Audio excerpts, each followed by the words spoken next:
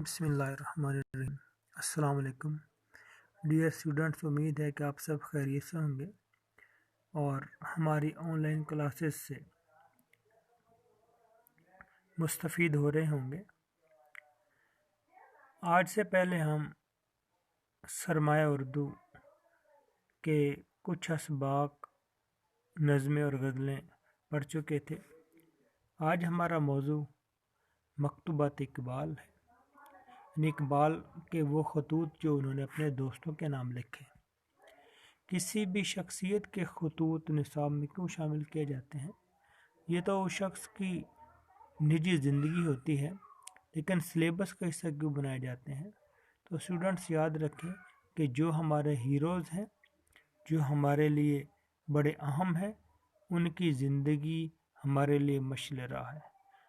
تو یہ مکتوبات بتاتے ہیں کہ وہ اپنی نجی زندگی میں دوستوں کے ساتھ، دیگر لوگوں کے ساتھ کیسے تھے اور وہ ان کو کیسے مخاطب کرتے تھے اور ان کا زندگی گزارنے کا، دوستوں کے ساتھ رہنے کا طریقہ کار کیا تھا۔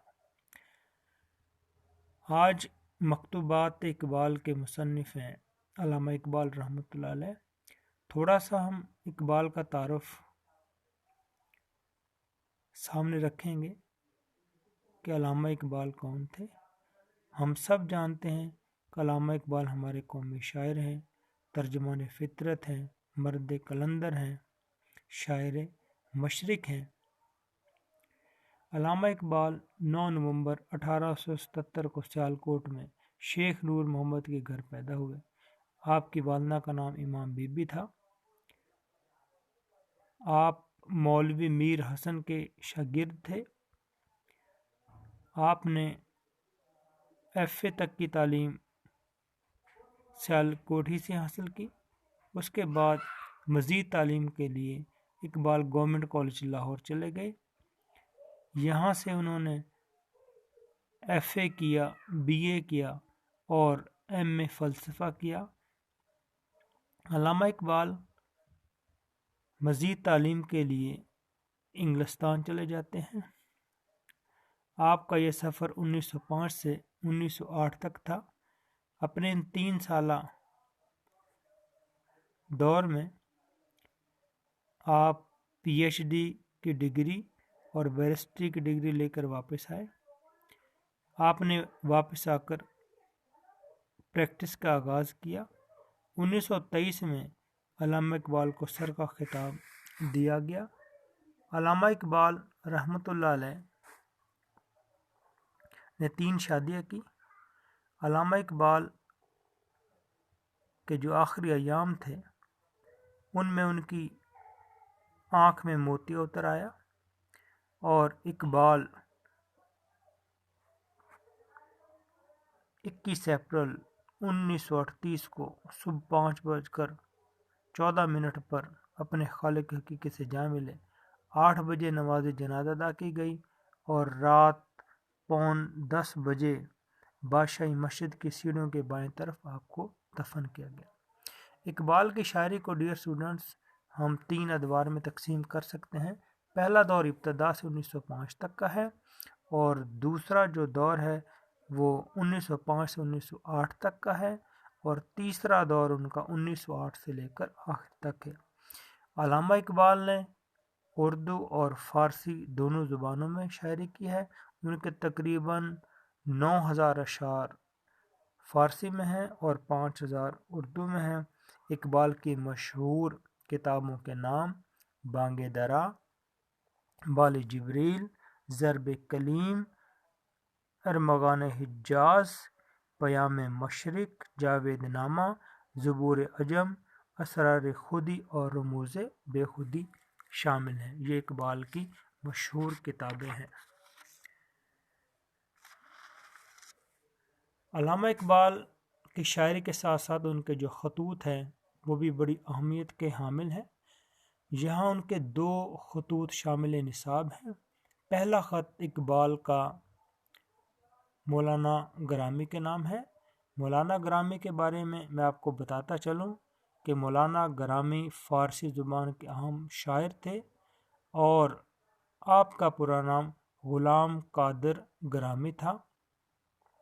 یہ علامہ اقبال کے دوست تھے، بڑی قربت تھی ان کے ساتھ، بے تکلف تھے اور یہ جالندھر کے رہنے والے تھے۔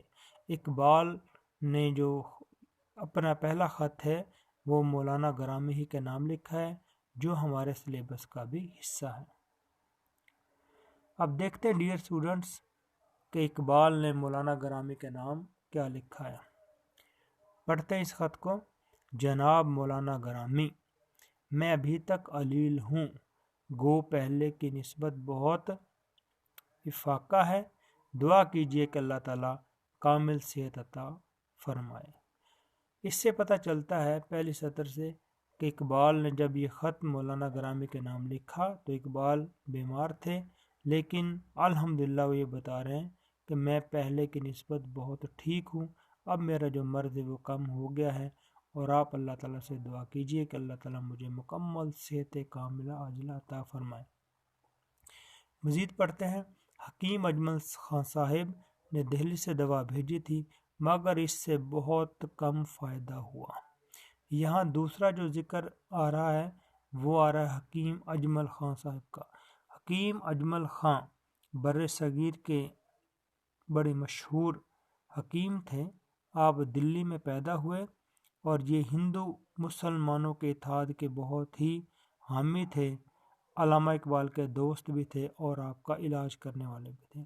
یاد رکھیے گا کہ آج اجمل دواخانہ جو پورے پاکستان میں مشہور ہے وہ حکیم اجمل خان صاحب ہی کا بنایا ہوا ہے۔ انہوں نے اقبال کی بیماری کا سننے کے بعد دلی سے دوا بھیجی تھی، لیکن اقبال یہاں بتا رہے ہیں کہ اس دوا سے بہت کم فائدہ ہوا ہے۔ آگے پڑھتے ہیں جی۔ کل گورداسپور سے ایک حکیم صاحب خود بخود تشریف لے آئے تھے۔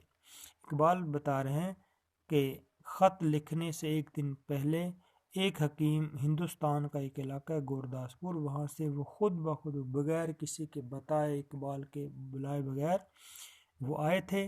انہوں نے کسی شخص سے کسی بھی طریقے سے اقبال کی علالت کا بیماری کا معلوم ہوا تھا۔ وہ آئے، اقبال سے ملنے کے بعد دوا دے گئے ہیں، جس سے اقبال کو فائدہ معلوم ہوتا ہے۔ مزید اقبال لکھتے ہیں، مجھے یقین ہے کہ اس دوا سے فائدہ ہو جائے گا، کیونکہ جن اجزاء سے یہ مرکب ہے ان میں سے ایک اخلاص بھی ہے، جو ان حکیم صاحب کو خود بخود میرے مکان تک لے آیا۔ بہرحال خدا کے فضل کا منتظر ہوں۔ اقبال کہہ رہے ہیں کہ مجھے یقین ہے کہ جو دوا گورداسپور والا حکیم دے کے گیا ہے وہ میرے لیے زیادہ سود مند ہے، فائدہ مند ہے۔ کیوں کہ نمبر ایک کہ یہ دوا جن اجزاء سے، جز کی جمع اجزاء سے مرکب ہے، ملا کے بنی ہوئی ہے، بہت سی دواؤں سے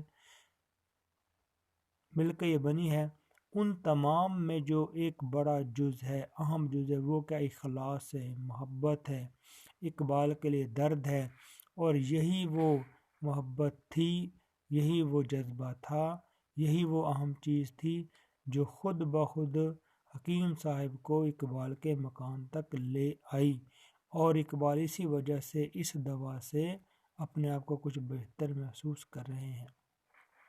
دوسرے اقتباس اسٹوڈنٹس پڑھتے ہیں۔ میاں ریاض صاحب، نیچے لکھا بھی ہوا ہے کہ میاں ریاض صاحب کون تھے۔ یہ تاجر کتب تھے، کشمیری بازار میں رہنے والے میاں ریاض صاحب سراج الدین کے فرزند تھے، اور یہ اپنے گھر میں ادبی محفلیں سجاتے تھے۔ اس کے بارے میں اقبال لکھتے ہیں کہ میاں ریاض صاحب نے آپ کو لاہور کی دعوت دی۔ کس کو دعوت دی؟ مولانا گرامی کو دعوت دی۔ کس نے؟ میاں ریاض صاحب نے دعوت دی۔ اور کس نے دعوت دی ہے؟ انجمن حمایت اسلام لاہور نے دعوت دی ہے۔ اقبال کہتے ہیں کہ آپ کو میاں ریاض نے اور انجمن حمایت اسلام نے دعوت دی۔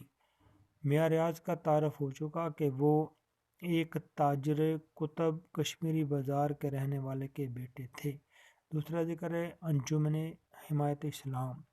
بچوں یاد رکھیے گا کہ انجمن حمایت اسلام ایک ایسی تنظیم تھی، ایک ایسا ادارہ تھا جو 1884 میں چند مخیر حضرات نے قائم کیا تھا، اور اس کے ادارے تب سے لے کر آج تک پورے بر صغیر میں ہیں، پاکستان میں ہیں۔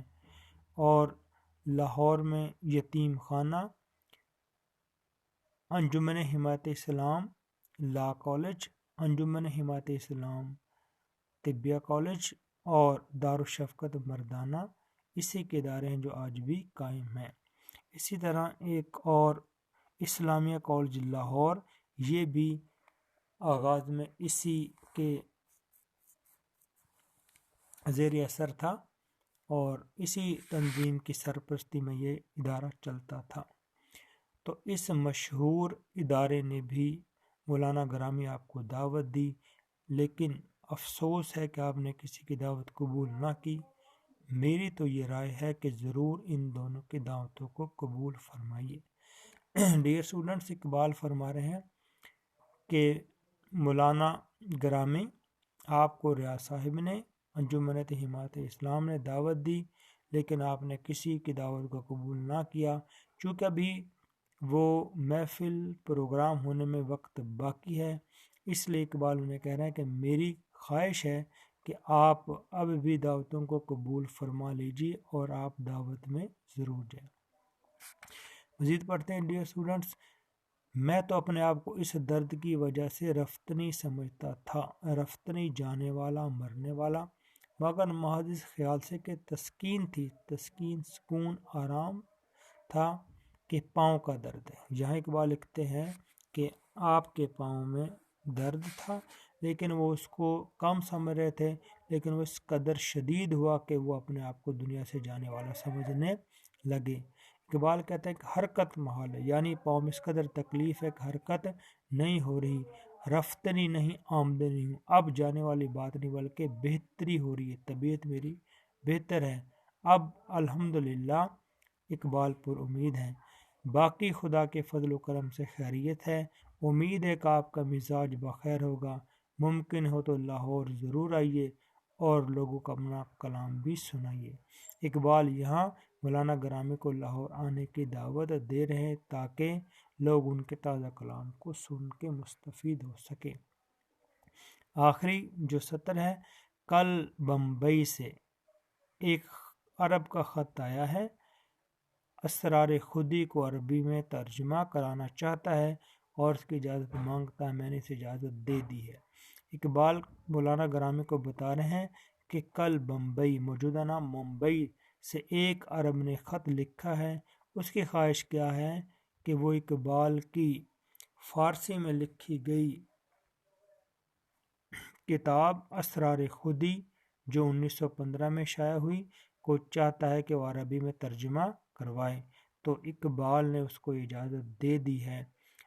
آخر پہ لکھا مخلص، محبت والا، پیار والا، اخلاص والا محمد اقبال۔ ڈیئر اسٹوڈنٹس، یہ ہمارا آج کا پہلا خط تھا جو اقبال نے مولانا گرامی کے نام لکھا ہے۔ اس میں سے کثیر الانتخابی سوالات بھی آ جاتے ہیں اور بعض اوقات اس میں اقتباس کی تشریح بھی آ جاتی ہے۔ اس میں مصنف کا نام، سبق کا نام، سیاق و سباق، تشریح، ایم سی کیوز، آپ نے تمام چیزیں تیار کرنی ہیں۔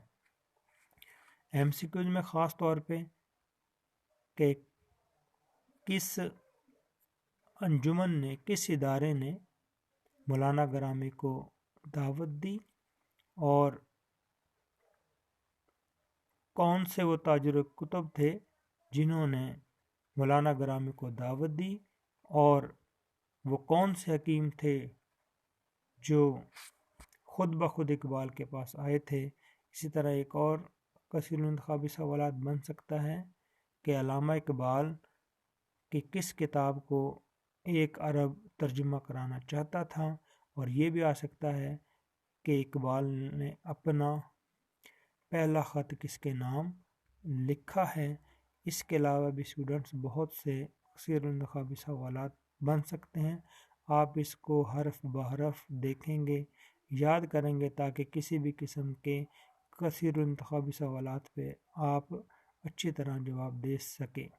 تو آج کے لیے اتنا کافی ہے، انشاءاللہ اگلے لیکچر میں آپ سے ملاقات ہوگی، تب تک کے لیے اللہ حافظ۔